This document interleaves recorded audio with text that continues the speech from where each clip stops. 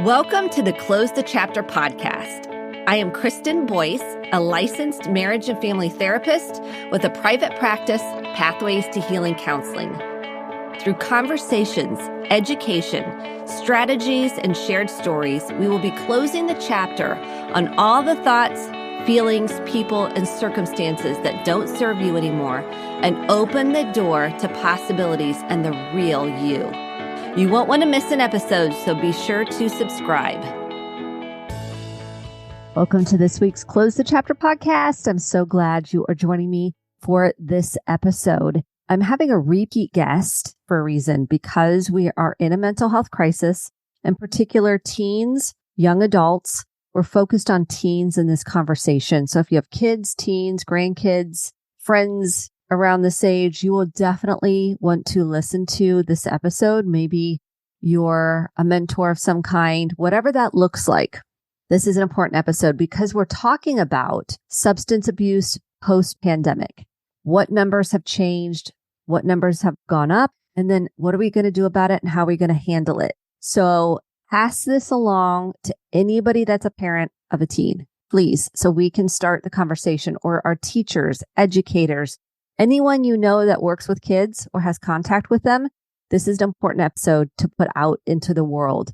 So feel free to share it with those that could hear and use this information. So Richard Capriola has been a mental health and substance abuse counselor for over 2 decades. He retired from the Menninger Clinic in Houston, where for over a decade, he treated both teens and adults. He is the author of Addicted Child, A Parent's Guide to Adolescence and Substance Abuse. And he was also on episode 174. So if you want to listen to our first conversation, he talks deeply into warning signs. We did not get into that in this episode. We got into a little, but we really took a deeper dive in episode 174. And we highlighted important information, not really overlapped much in the 2 episodes. This episode, I took a deeper dive on how to handle this, how to approach this, some things we're hearing from parents, and we really want to come from a place of not shaming parents, because this is emotional for the parents too. And you'll hear our recommendations for parents and what to do for themselves and for their family. So if you want the free healing guide, be sure to grab that if you haven't already done so at kristendboyce.com, KRISTEN, dboyce, BOICE.com/free resources. It's free. You can reuse it. I love it. So feel free to grab that and then follow along on social media at Kristen D. Boyce, just for helpful content on Instagram, Facebook, and then TikTok, which I still haven't figured out, is Kristen Boyce, and Pinterest. So without further ado, here's my important conversation with Richard. Welcome to this week's Close the Chapter podcast. I am thrilled to have a returning guest. Richard, welcome back to the Close the Chapter podcast. Thank you, Kristen. It's a pleasure to be back here with you again to talk about this important topic. Really appreciate you having me back on. You reached back out and you said, I have new research 1 year post-pandemic that I think is worth talking about. I completely agreed, because we're seeing this in our practice with teens and usage of alcohol uptick. We've got vaping. We've got increase in ADHD medicine. We've got a lot going on here. So I would love to jump into some of the highlights of this new research that you're seeing with teens. Sure. Thank you. Prior to the pandemic, I think the thing that stood out the most is we were seeing a dramatic increase in vaping of nicotine and marijuana. And that's where teenagers would use an instrument, a vaping pen. It would take marijuana or nicotine, turn it into a vapor, and then they would inhale it. So for about 3 consecutive years, year after year, we were seeing a dramatic increase in the number of teenagers that were vaping nicotine and marijuana. Then the pandemic comes along, and the pandemic caused a significant decline in adolescent use of substances across the board. Why? Mostly because kids were pulled away from school, their social engagements, their peers, their academic as well as their non-academic extracurricular sports activities. So we saw a rather dramatic decline in teenagers using substances across the board for that year. We now have data that just came out. What happened with adolescent substance abuse a year after the pandemic? And what we saw was that there was a rebound, an increase in teenagers turning back to substances, but still for most drugs below the pre-pandemic level, with the exception of alcohol. Alcohol seems to have returned to pre-pandemic levels. But for most drugs, for example, if you look at all drug use, prior to the pandemic, it was about 37% of high school seniors. It dropped to 32% during the pandemic, and then it rose very slightly to 32.6% of high school seniors. If we look at marijuana, for example, prior to the pandemic, high school seniors, about 35% were smoking marijuana. That dropped down 30%. That was the largest one-year drop in marijuana use among teenagers recorded in 48 years. It was a dramatic decline. It rebounded slightly, went from 30.5 to 30.7%. Alcohol was the biggest rebound. It went from 55% prior to the pandemic. It dropped all the way down to 46%, and then it rebounded back to 52%. That's a statistically significant increase. So alcohol rebounded much more so than the other substances. So overall, we're seeing a slight rebound in teenagers returning to substance use. Now, obviously, it's going to take a number of years to see if that rebound continues and we get back to or above the pre-pandemic levels. But the indicators are that kids have returned to using substances, but not as much as prior to the pandemic. We'll find out in years to come if that trend continues and we actually do get back to the pre-pandemic levels. I hope not, but the indicators are that we're moving towards kids getting back to that pre-pandemic level. So when you say pre-pandemic, you're looking at before 2020, just to be clear on the research. I'm looking up to 2020. And then the pandemic, 2021 is when we see the significant drop. Okay.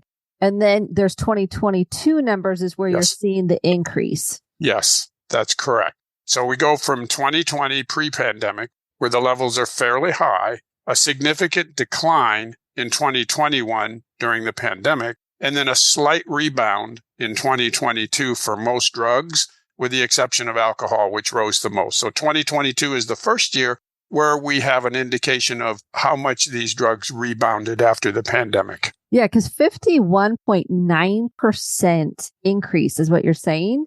Or is that when you say rebound, it rebounded to 51.9% of teens using alcohol? Is that what you mean by that? 51.9% of high school seniors reported drinking alcohol, while during the pandemic, it was only about 46.5%. So it went from 46.5 to 51.9% of high school seniors telling us they were drinking alcohol. Okay, so what's the long-term impact of these statistics? The long-term impact, I think, is sort of a signal that we may be seeing teenagers returning to pre-pandemic levels of using substances, and that we may see year after year as we move forward, some of these statistics increase as kids return back to the pre-pandemic levels. So we would see an increase in marijuana use. We would see an increase in vaping. We would see an increase in some of these other drugs. Alcohol probably will stabilize about where it is now. I don't suspect we'll see big increases in alcohol drinking. But some of these other drugs, like marijuana, for example, we may see some more increases in those in the future years. Okay, so let's talk about practical terms here. So we're seeing in our practice and an increase in substance uses in teens since the pandemic. And in some cases, we have kids sneaking large amounts of alcohol. And so the parents put them in an intensive outpatient program. And what that means is they go weekly or daily for a certain amount of time, do therapy, support group, medication, and try to stabilize, right? That's more of a stabilization where they can make some movement there. We're not seeing a whole lot of headway people are making in some of these IOP programs in relation to alcohol use specifically, some substance use. What do you think is going on with that? My first question would be for these kids, have they had a comprehensive assessment? Have they had an assessment more so than just the alcohol and the drugs? Because sometimes parents will focus on the alcohol and the drugs and they rush into treatment and they say, oh my gosh, the kid's smoking marijuana, drinking alcohol. We need to put him in treatment for that. And they skip the step of getting a comprehensive assessment to either rule in or rule out if there might be some other issues that need to be treated, like anxiety or maybe depression or trauma or some type of emerging personality disorder. And sadly, many of these conditions get undiagnosed and therefore untreated. So we put the kid into an intensive outpatient program or outpatient program that focuses on alcohol and drugs. And then we wonder, why didn't that work? Why didn't it solve the problem? Well, it didn't solve the problem because you didn't treat the entire problem. You treated the alcohol and drugs, but you didn't treat the anxiety. A good example of that is many of the teenagers that I worked with when I was working at Menninger Clinic who were smoking marijuana because of anxiety. That's what they told me. They helped them with their anxiety. So if I were just to treat the marijuana and ignore the anxiety, the probability of those kids staying away from marijuana for any extended period of time was probably very low. If you have what we call a dual diagnosis, where a child is dealing with both a substance use disorder and a mental health issue, you need to treat both those issues. You need to treat the substance use and the mental health issue. But unfortunately, many of those mental health issues go undiagnosed because they were never assessed in the first place. So my first question would be, did those children get a comprehensive assessment? And if they didn't, they should. I think that's spot on because that's the first thing we recommend. They go in there for some stabilization, maybe some coping skills. We're seeing more general IOP rather than a specific drug or alcohol. For teens in particular, they want to put them in a general IOP, but they're not doing a psych eval, a psychological evaluation, assessing, is there something else, to your point, going on? They just put them in the program. And so we don't really know, we're treating all the symptoms, but we don't really know what's happening underneath all of that. We don't know what the cause is. We treat the symptoms, but we don't know what the cause is. Well, it's like anything else. If you don't know the cause, you don't know if you're treating everything that needs to be treated. And that increases the likelihood of a teenager relapsing. So the first recommendation is, yes, you may need some stabilization and at the same time, get an appointment for a psychological evaluation. Absolutely. You want to get a substance abuse assessment so that you get a clear picture of the drugs that the child has been using. You want to get a good physical exam to make sure that there's nothing physically going on that needs to be treated. And then you need a good comprehensive psychological exam to give you information as to whether or not there are any of these psychological issues like anxiety, for example, that your child is battling with that needs to be treated. And then you can put together a comprehensive treatment plan that will address everything that your child is confronting. Very good. Now let's talk about your research that you've found out about the use of increased prescription ADHD medication. Share some more about the findings there. Well, what we discovered was that there was an increase in prescribed medications for ADHD. We think because it rose significantly in 2022. And I think part of that was maybe a little bit because of stress during the pandemic that kids were going through and families were going through as well. But I think because kids were sheltered at home for such a long period of time, and many parents were sheltered at home for such a long period of time, we think what happened was that parents became more aware of their child's attention deficit problems and struggles because they were at home and parents were able to notice it better. And that led parents to be concerned about their child's attention issues. And they took their child to get them assessed to a physician. And that resulted in a diagnosis, perhaps of ADHD or some attention deficit difficulties.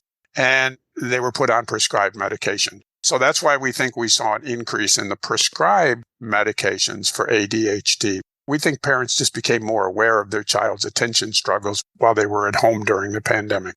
Do you think that has significant value for future? What are your thoughts on the impact of that now? I think it brought to the surface that there are a lot of kids out there that are struggling with these issues. They go undiagnosed and unnoticed. They sort of get lost in everything that's going on in life from day to day. and they sort of struggle with this on their own and they adapt and learn to get by. And it only really comes to the parents' attention and to teachers' attention when it gets to the point of really academically or behaviorally affecting them. But there's probably a lot of kids that are flying below that level that are just getting by. They may be struggling internally with it, but it hasn't risen to the point where somebody says, hey, this is a problem. We need to find out what's going on here. And unfortunately, that leaves us to sort of struggle on their own. So let's talk about the statistics on been drunk. So we were talking about the increase in alcohol use. Let's talk about, is it important to track whether the child's been drunk? Because that was separated out in the research. Tell me a little bit about that. Well, I think it's just an indication of the extent to which teenagers are using alcohol.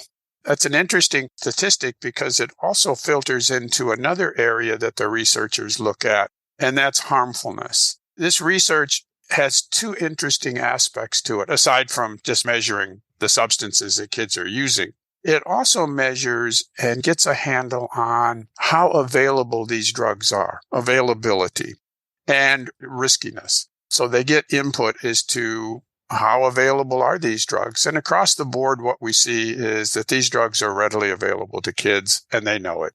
We ask kids, how easy is it for you to get marijuana? 80% of them tell us it's no big deal.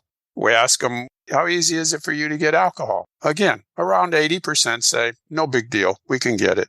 So these drugs are readily available and kids know it. So then we ask them in the survey, how dangerous do you think these drugs are? And again, across the board, what we see is that teenagers don't think the majority of these drugs are very harmful. And I mean things like alcohol and marijuana. They do see drugs like fentanyl and cocaine and hallucinogens as being more dangerous, but they don't think that drugs like alcohol or marijuana or even vaping is very harmful. So the two key findings are these drugs are readily available and kids know it, and they don't think that most of them are very harmful. Do you think it's important we're changing the narrative around the impact that it has on your brain development and body? Like, what impact does it have? So if they say it's no big deal, it's not a big deal. We know risky behaviors can happen if someone's drunk or using. How does it impact brain development? And do we need to be educating them on that? Absolutely, we need to be educating them on that. And that, I think, is one of the biggest failures that we have going in the education system when it comes to trying to help kids stay away from drugs. It does no good to tell these kids that drugs are illegal or that they're bad for them or that they may get bad grades or not graduate or go to college or get a job, because none of that means anything to them. But yet, that's the approach we use in too many schools. We'll have an assembly. We'll bring in a law enforcement official. We'll tell them drugs are bad for them. And they sit through that assembly and they don't pay attention because they don't care and they don't believe that stuff. But what I found does matter to them, what makes a difference, is a neuroscience approach. Because kids are very curious. They want to learn. They want to know how things go. They want to know what their brain does. And we know that our brains don't become fully developed until around age 24 or 25. If we're looking for a way in which to reach these kids, I would start in elementary school, and I would start by just simply teaching them about the brain, not about drugs. Just in elementary school, teach them about the brain, what it does, what different areas are responsible for. You got an area of the brain that helps you with talking, helps you with walking, helps you reason things through. So that in elementary school, they get a good understanding of how important the brain is, what it does, and the need to protect it. Then when they get into middle school and high school, once they have an understanding of the brain, which they learned in elementary school, then you can start to introduce the concept of what do drugs do to the brain. You now know what the brain does. You know how important it is. You know that you need to protect it. Now let's see what drugs do to the brain. And through middle school and high school, re-emphasize to them every year what these drugs do to the brain. And I think that's an approach that is likely to be more successful with kids because it's based upon a neuroscience approach, and it's based upon capturing their interest in learning about things, and it focuses on helping them understand the importance of protecting the brain. What's a high-level explanation of what alcohol and then what marijuana does perhaps to the brain? What would be a high-level explanation? The best example I can give you is what I saw when I was working with teenagers at Menninger Clinic. And these were kids who were very bright, very high levels of IQ, but they were smoking a boatload of marijuana, oftentimes multiple times a day. And when the psychological tests came back on those kids, what we saw in many cases was the processing speed of their brain was below average, their short-term memory was impaired, and their motivation was very low. Now, most of these changes you wouldn't readily notice. They're not that observable, so parents would miss them, educators would miss them. But through psychological testing, we could uncover that some of these things were going on in the brain. The brain just wasn't processing the way that we would want it to process, and the short-term memory was impaired. So these drugs have the impact of producing changes within the developing brain. And I think the important thing to remember is the adolescent brain is a developing brain. It's a maturing brain. It is very vulnerable to being impacted by these drugs in negative ways. And parents, I think, need to know that protecting that child's brain is very important because it's vulnerable. What about alcohol? What does alcohol do to the brain? Well, alcohol, any of these substances, whether it's alcohol, whether it's marijuana, whether it's nicotine, whether it's an illicit drug like cocaine or a hallucinogen, all of these drugs, including alcohol, all eventually hit the brain. In one way or another, they get to the brain. And therefore, each of these drugs has the potential for having an effect on the brain, a negative effect on the brain. And it's a slow process. It develops and it happens over time. So you're not maybe going to see an immediate impact on the brain. For some of them, you'll see, like marijuana, you might notice it slows the kid down. They become lazy. They're not interested in things. Alcohol, much more likely, is going to take time to see the damage on that. But again, the message that I say is protect that brain from all substances that are illicit, whether it's a drug or whether it's alcohol, because that brain, your child's brain, is in the process of developing critical skills, critical connections that need to be protected throughout adolescence and even into early adulthood. Okay, so here's what I did early on with, I don't know if you've heard of brain mapping. I have, okay. Yes. Where you put electrodes for the audience that might not know. You put like kind of a cap on. They hook up electrodes to like kind of take pictures of your different parts of your brain. This is how I understand it. Feel free to jump in and correct me. And then they have kind of a database of pictures of other brains. And they can overlap the picture of your brain with other brains, and they can assess what might be going on in your brain. They can look at ADHD, what part of the prefrontal cortex is lit up or maybe not lit up. They can look at autism. They can look up many different types of mental health issues. They can also look at addictive brains.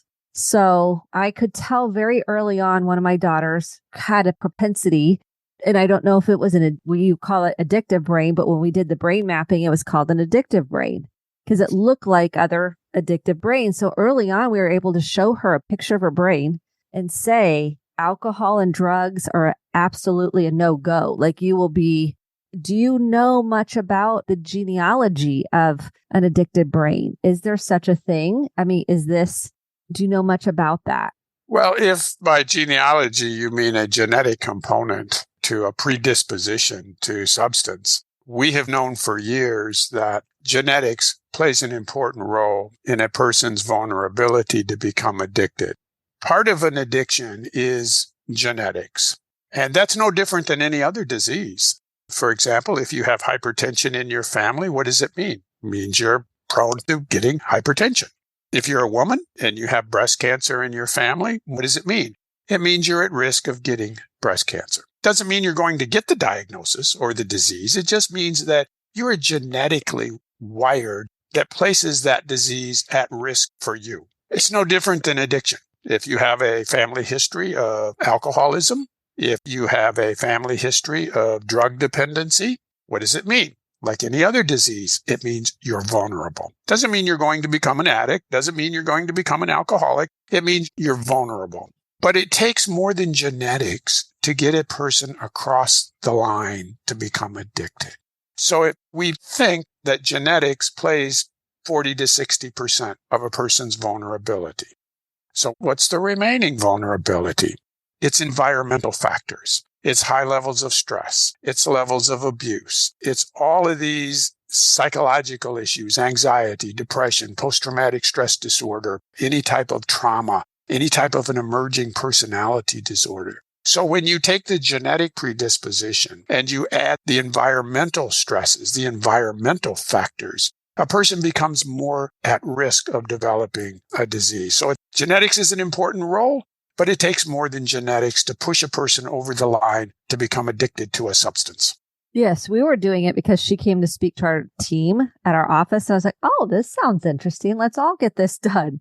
And it was interesting because she was young. It's interesting because how I understood it is it can turn on, like you're flipping a switch. So if you have early exposure to, let's say you have your first sip of alcohol young, or you start smoking marijuana, you said there's a guarantee, but there's a more likelihood that that can activate the younger you are, that addictive brain. Talk to me about that. Well, I think that adolescence is a vulnerable time for any substance use. Almost all addiction begins in the adolescent years. There's some exceptions to that for hardcore drugs and maybe even alcohol that might start in the 20s. But generally, adolescence is a very vulnerable time for a person becoming hooked on substances, whether it's alcohol or drugs.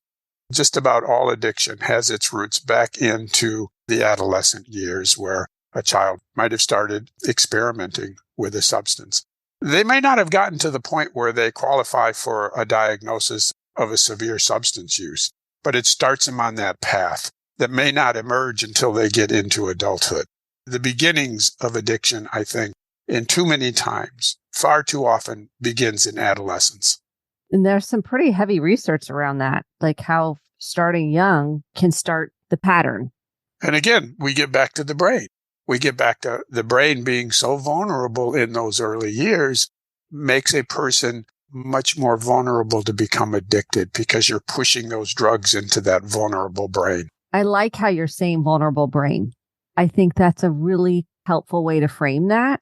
The other piece that I want to explore around this is parents that say things and they don't mean any, they think they're being helpful, and maybe they are.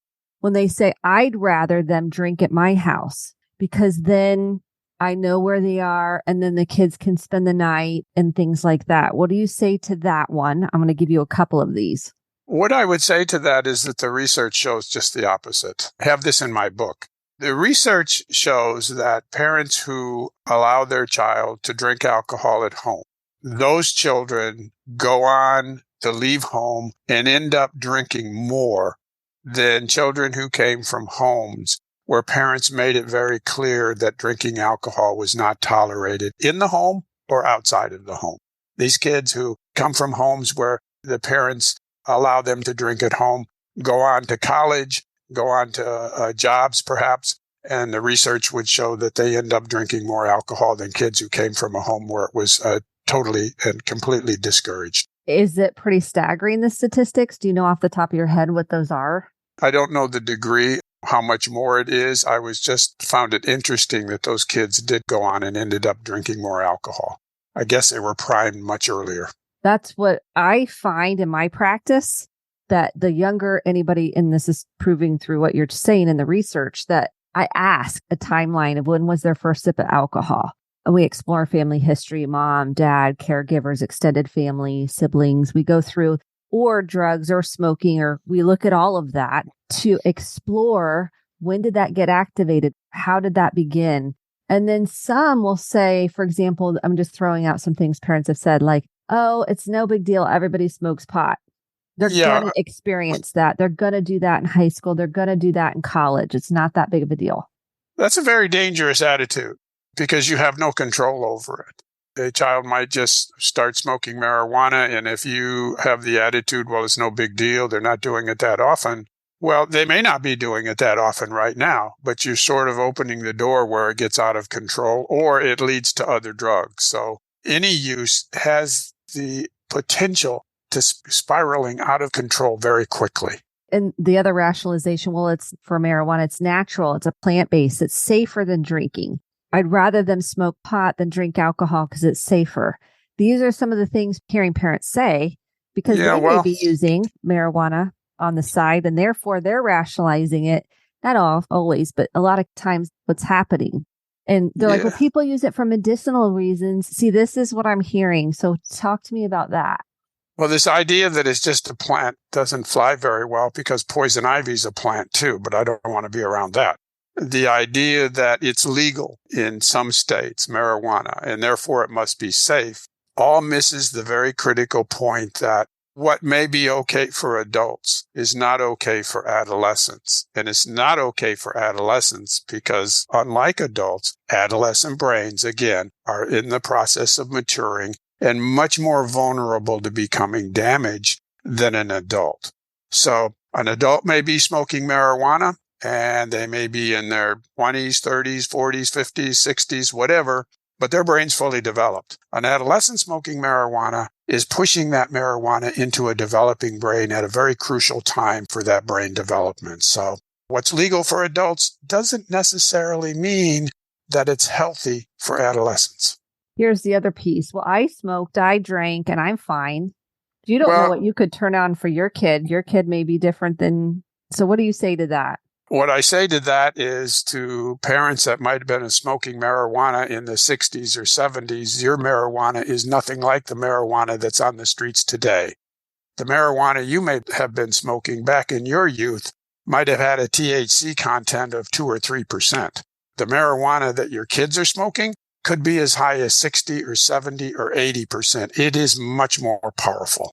And there are much more dangerous drugs out there now, like fentanyl, for example, that could be deadly to your kids. So the drugs that you were smoking back in your youth are nowhere near the drugs that are out there on the street today. They're much more powerful and they're much more deadly. And then what about alcohol? Well, I drank when I was in high school and I'm fine. Well, and many parents have, and many parents continue to drink alcohol. But again, the message is your child's brain needs to be protected.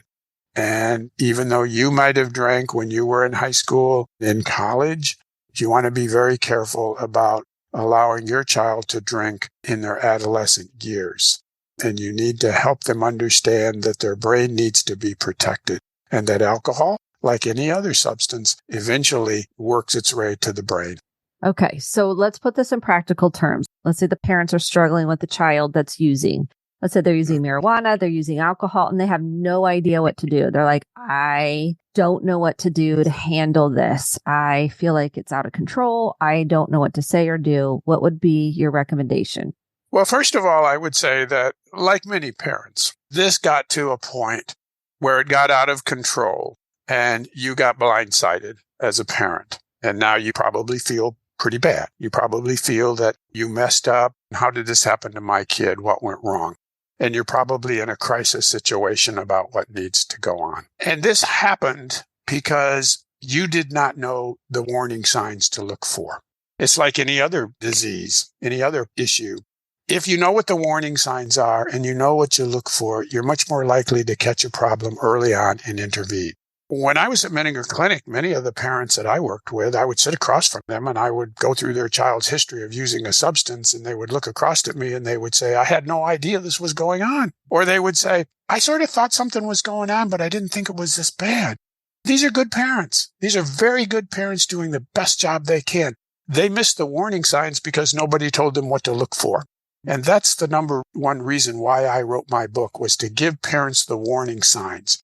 Know what the warning signs are. You're much more likely to catch a problem and intervene before it becomes a crisis. But if you're to that point where it's a crisis because you missed the warning signs, the first thing you need to do is have a conversation with your child, first of all, and find out what's going on if you can. And by that, I mean, don't punish the child. Don't threaten.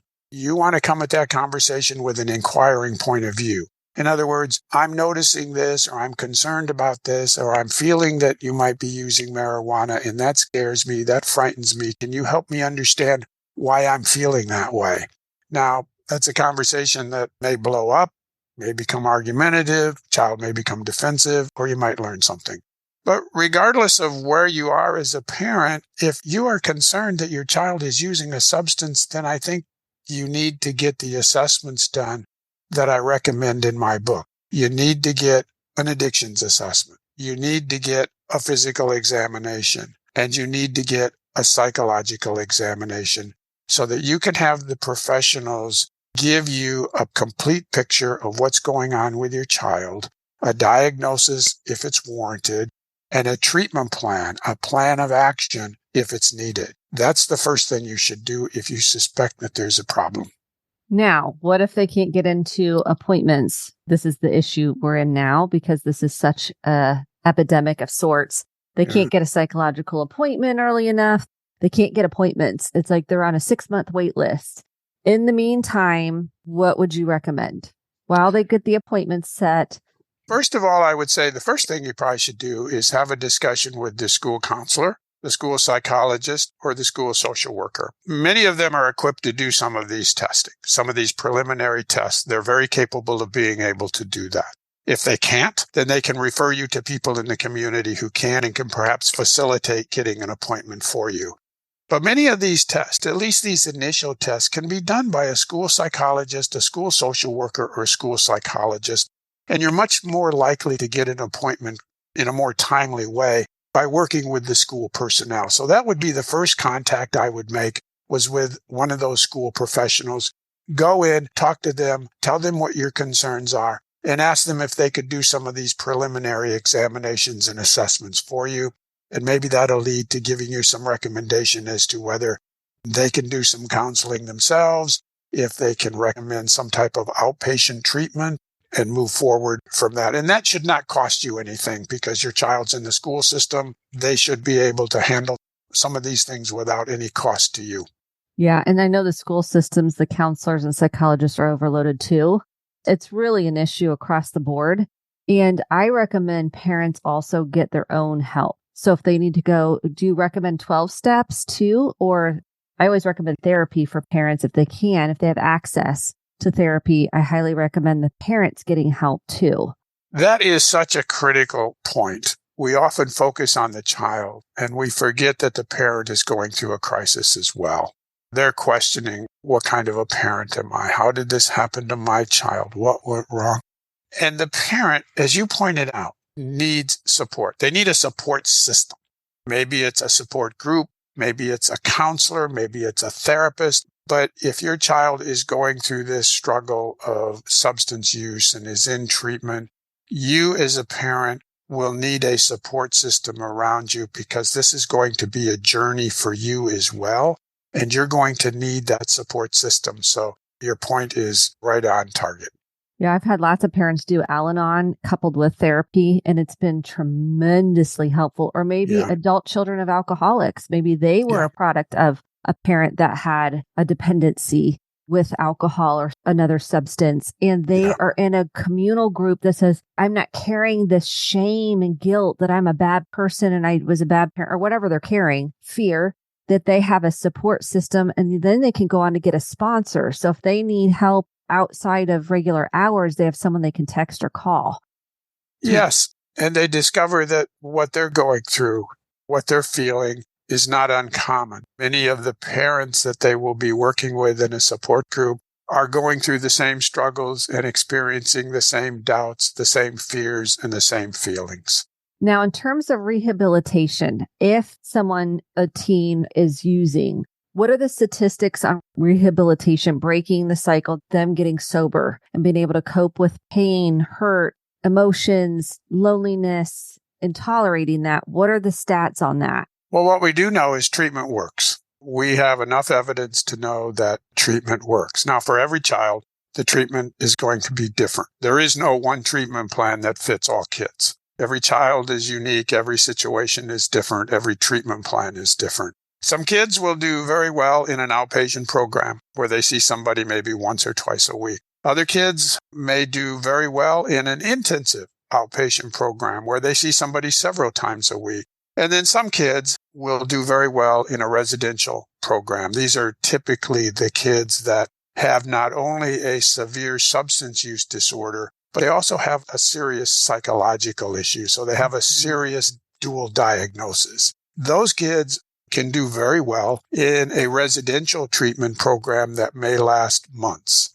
And I've seen some pretty remarkable success stories come out of those children that have been referred to a residential treatment program.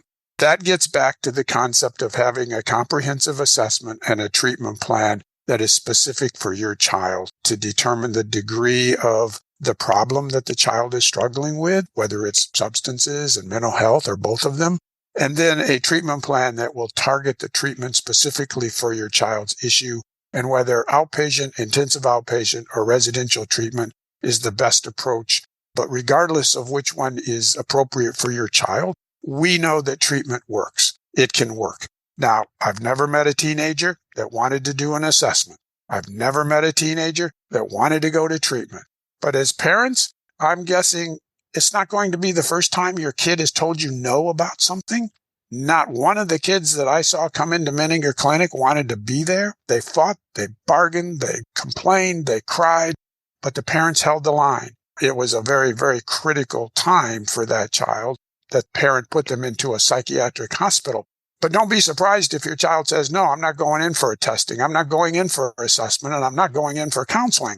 They're going to say that. But you as the parent have to hold the line and demand that they get the assessments done, they get the diagnosis and the treatment plan done so that you as the parent know what the best option is for your child, and then you follow through with it regardless of whether your child wants to do it or not.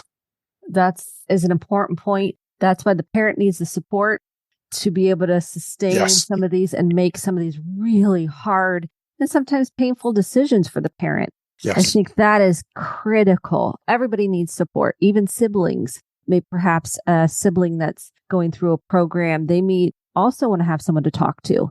Absolutely. And it gets back to your point of why it is so critically important, why it is so very important that parents have a support system, because these are tough decisions that you're going to be called on to make as a parent.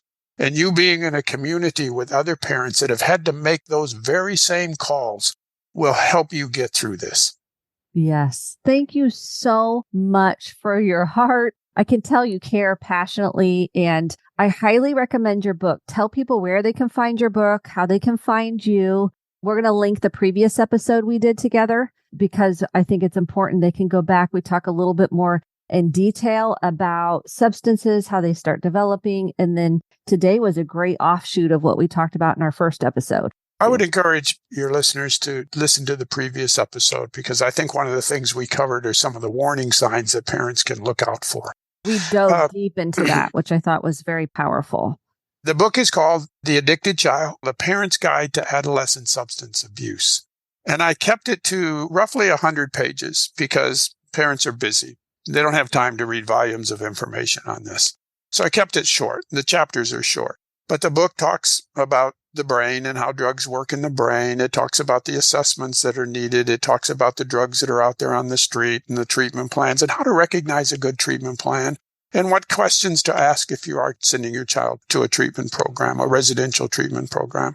The book is available on Amazon as either a Kindle or a paperback. The easiest way to get to it is to go to the book's website, which is www.helptheaddictedchild.com. When you get to the website, there'll be endorsements and reviews you can read. There is a sample chapter. There's information on a parent workbook, which I think is helpful if you use that workbook in conjunction with a counselor or a therapist so that you can get feedback on the workbook. Then there's a link that will take you to Amazon where you can buy, if you wish, either the Kindle version or the paperback version of the book. The link will take you right to Amazon. Wonderful. You are a wealth of information. And I am so grateful that we've had you on the Close the Chapter podcast twice. Well, thank you. It's been a privilege to be here with you. Yes, I've had few guests come on again. So I think this is an important topic. I'm passionate about it because I'm seeing it in our practice at epidemic levels. And I think we can't talk about it enough. So I want to be a resource where people can come and feel supported, feel understood, and feel like there's hope because a lot of parents get in despair over what are we supposed to do and how do we handle this? So thank you so much, Richard, and can't wait for our audience to dive into your book. Well, thank you so much for inviting me back. It's been a pleasure to be here. And thank you so much for your thoughtful contributions to this discussion. Thank you so much. Thank you so much for listening to the Close the Chapter podcast. My hope is that you took home some actionable steps along with motivation, inspiration, and hope for making sustainable change in your life. If you enjoyed this episode, click the subscribe button to be sure to get the updated episodes every week, and share with a friend or a family member. For more information about how to get connected, visit Kristen, Kristen, Boyce, BOICE.com. Thanks and have a great day.